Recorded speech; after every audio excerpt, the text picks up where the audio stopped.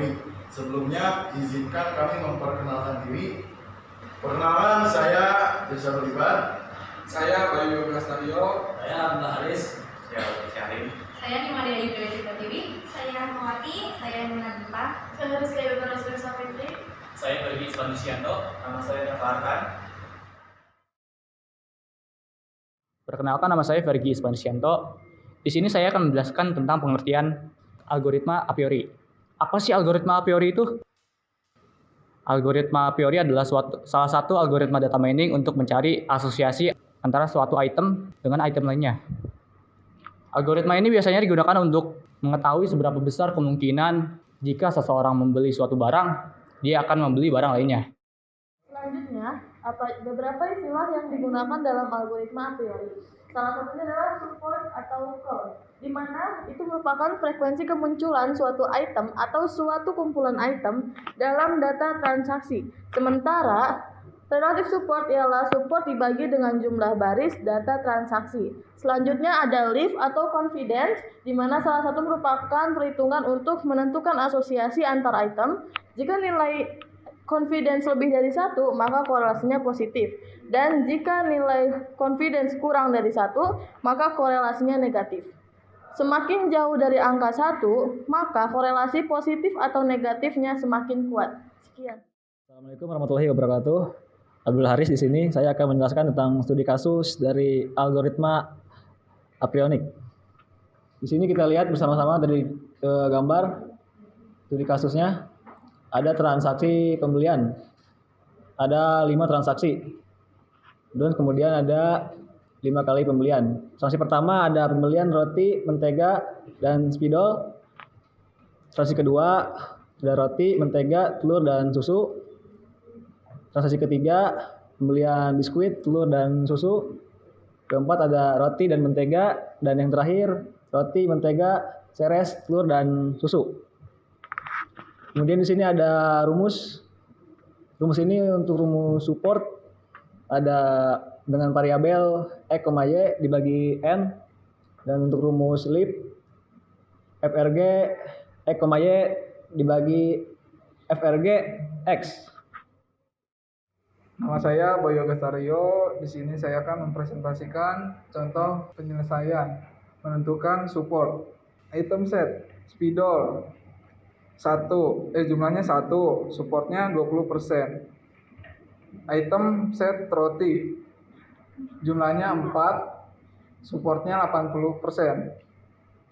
Item set mentega, jumlahnya ada 4, supportnya 80%.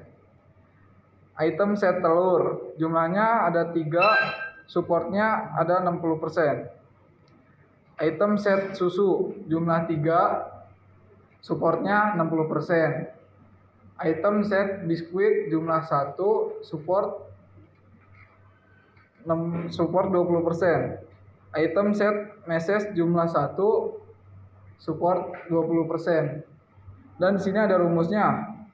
Frek x, y dibagi n bagi jumlah per atau total indeks dikali 100%. Semakin besar persentase yang dijumlahkan, semakin akurat hasilnya. Perkenalkan, nama saya Rahmawati. Di sini saya akan melanjutkan presentasi dari Bayu. Di sini ada contoh penyelesaian 2. Ada roti dan mentega yang hasilnya 4. Kita bisa lihat dari contoh studi kasus. Mohon maaf, Irsyad. Di sini ada roti dan mentega dari kolom 1, kedua, keempat, dan kelima. Kita balik lagi, Irsyad.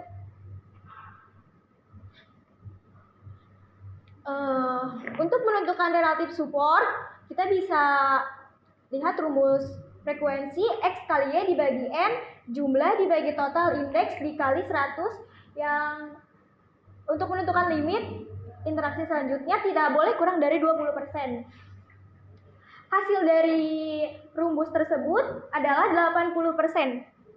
Untuk roti dan telur hasilnya 2, berarti memakai rumus hasilnya 40. Roti dan susu sama dengan rumus tersebut, hasilnya 40.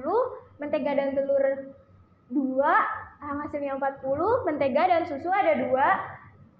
hasilnya 40 juga. Telur dan susu ada 3 yang hasilnya adalah 60%. Terima kasih.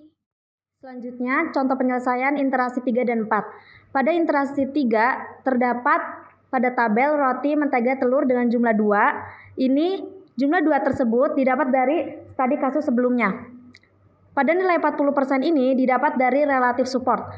Selanjutnya, ada roti, mentega, susu dengan jumlah 2, sama seperti tadi, terdapat pada studi kasus sebelumnya. Lalu jumlah nilai 40% ini didapat dari relative support. Ada mentega, telur, susu dengan jumlah 2 dan 40% relative supportnya. Roti, telur, dan susu dengan jumlah 2, relative supportnya 40%. Selanjutnya ada interaksi keempat. Ada roti, mentega, telur, dan susu dengan jumlah 2 dengan relative support 40%. Sekian, terima kasih. Nama saya dapatkan, jadi saya akan menjelaskan tentang contoh penyelesaian. Di sini ada kombinasi item di mana telur, susu sama dengan roti, mentega, roti sama dengan telur, roti, mentega sama dengan susu, telur, susu sama dengan mentega, susu, mentega sama dengan telur, roti, dan roti sama dengan mentega. Di sini nilai relatif support A di B adalah 40% dan nilai relatif support A adalah 60%, sehingga didapatkan dengan menggunakan rumus confidence ialah frekuensi X dikali Y atau nilai relatif support A dikali B dibagi dengan frekuensi X atau nilai relatif support A, sehingga mendapatkan hasil confidence 67%. Kedua, nilai relatif support A dikali B adalah 40% dan nilai relatif support A adalah 80%, sehingga didapatkan dengan menggunakan rumus confidence ialah frekuensi X dikali Y atau nilai relatif support A digabung B dibagi dengan frekuensi X atau nilai relatif support A, sehingga mendapatkan hasil confidence 50%. Di sini saya akan melanjutkan dari Dava Arkan. Yang ketiga, ada nilai relatif support A gabungan B adalah 40% dan nilai relatif support A adalah 80%, sehingga didapatkan dengan menggunakan rumus confidence ialah frekuensi X kali Y adalah atau nilai relatif support A gabungan B dibagi dengan frekuensi X atau nilai relatif support A, sehingga mendapatkan hasil confidence 50%. Yang keempat ada nilai relatif support A gabungan B adalah 40% dan nilai relatif support A adalah 60%, sehingga mendapatkan nilai confidence 67%. Yang kelima ada nilai support relatif A gabungan B adalah 40% dan nilai relatif support A adalah 40%, sehingga didapatkan hasil dengan menggunakan rumus confidence ialah 100%.